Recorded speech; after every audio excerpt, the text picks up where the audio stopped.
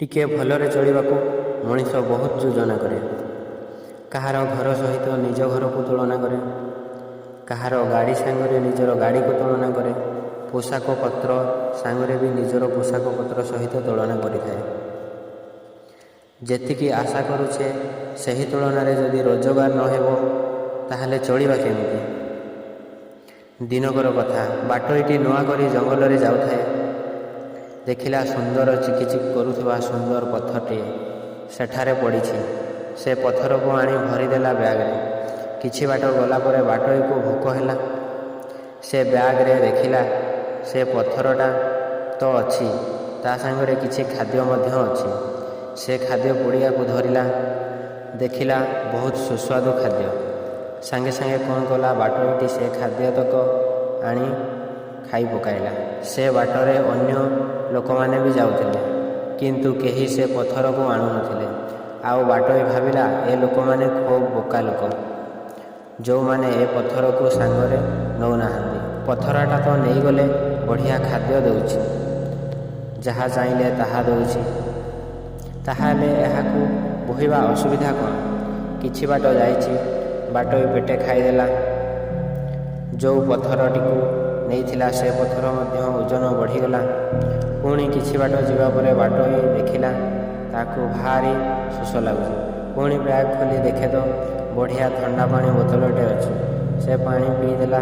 ପୁଣି ବାଟ ଚାଲିଲା। ବାଟ ଚାଲିବା ବେଳକୁ ଯେଉଁ ପଥର 4 କିଲୋ ଥିଲା ସେ 8 କିଲୋ ହୋଇଯାଇଥିଲା। ବାଟୋଇ କହିଲା, ହଉ ଠିକ୍ ଅଛି, ଓଜନ ହଉ ପଛେ, ପଥର ଖାଇବା ପାଇଁ ତ ଦେଉଛି। ପୁଣି କିଛି ବାଟ ଚାଲିଛି, ସଞ୍ଜ ଯାଇ ଆସିଛି। ତାକୁ ଭୋକ ଲାଗିଲା। ଭୋକ ଲାଗିଲା ବେଳେ ପୁଣି ବ୍ୟାଗକୁ ଦେଖିଛି। ବ୍ୟାଗ୍ ଦେଖିଲା ବେଳକୁ ପୁଣି ଖାଦ୍ୟ ଅଛି। କହିଲା, ଆରେ ବାଃ, ଏତେ ବଢ଼ିଆ ଖାଦ୍ୟ ଅଛି। ଆନନ୍ଦରେ ଖାଇ ପୁଣି ସେ ପଥରକୁ ଧରି ଚାଲୁଛି। ସେ ପଥରକୁ ଧରି ଏବେ ଚାଲିଲା ବେଳେ ତାହା 16 କିଲୋ ଓଜନ ହୋଇଯାଇଛି।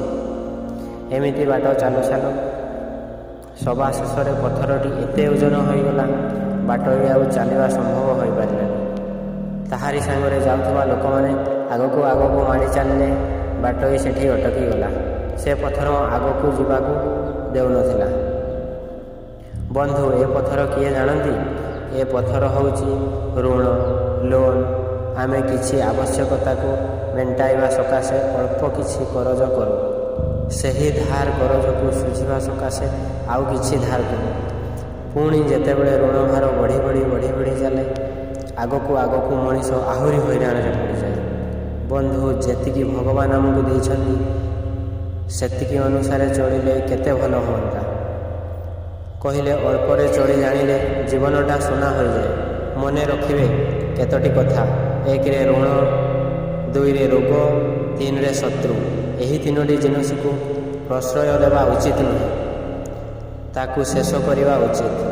ଯଦି ରୋଗ ଆସିଛି ବିନାଶ କରିବାକୁ ଚେଷ୍ଟା କରିବା, ଯଦି ଶତ୍ରୁ ଆସିଛି ତାକୁ ମିତ୍ର କରିବା, ନହେଲେ ତାଠାରୁ ଦୂରେଇ ଯିବା। ଯଦି ଋଣ ଆସିଛି ଯଥାଶୀଘ୍ର ତାକୁ ପରିଶୋଧ କରିଦେଲେ ଜୀବନଯାତ୍ରା ସାର୍ଥକ ହୋଇଯିବ।